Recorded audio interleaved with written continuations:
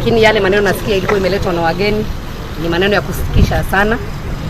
Na kwanza hayo maneno yakionekana wakati ambapo yule ambaye ndio naibu wa rais hako, sisi tumechoka. Kwa sababu tulienda katika mazishi pale Kangema, tukaona sarakasi ambazo zilichezwa.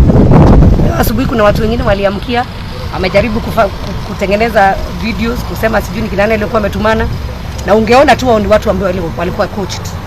So mimi ningesema kwanza watu wakija kanisani kujeni muombe na muende. Ukisema ni nani alitupa tear gas kwa kanisa? Kama tulikuwa na namba 2 katika nchi ya Kenya, si ndio wanajua zaidi.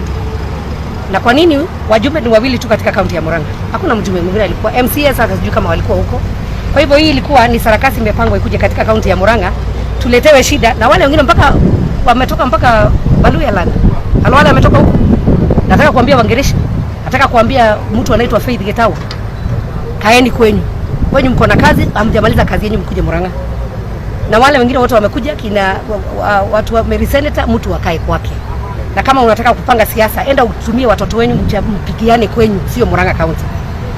Ni jambo ambalo ni laibu. Sisi tumeona kama viongozi ambapo viongozi wengine wanapanga, wanakuja katika kaunti ya Murang'a, alafu wanakuja kuanza kutaja majina.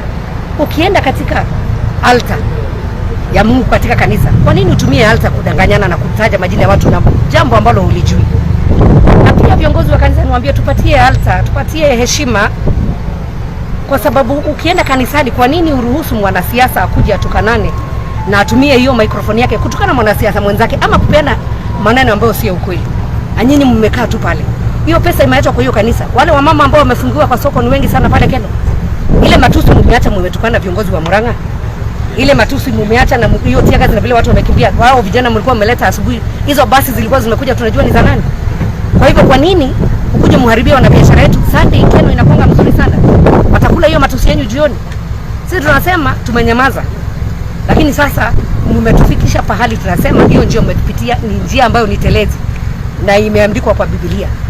Mchunge sana, hii nchi ni ya kila mtu na muache kuleta siasa katika Murang'a. Kwa nini Murang'a? Kuna kanisa ilichomeka Kiambaa. Kwanza kama mko serious na kujenga makanisa, anzeni Kiambaa kisha mkuje Murang'a. Na tutajua kweli ya kwamba hii inatoka katika roho zenyu, mna roho ya Mungu, mna roho ya kusaidia, mna roho ya kujenga makanisa. Hiyo kanisa nimeenda Harambee mara nyingi sana. Anzeni na ile ya Kiambaa ndio mkuje Murang'a.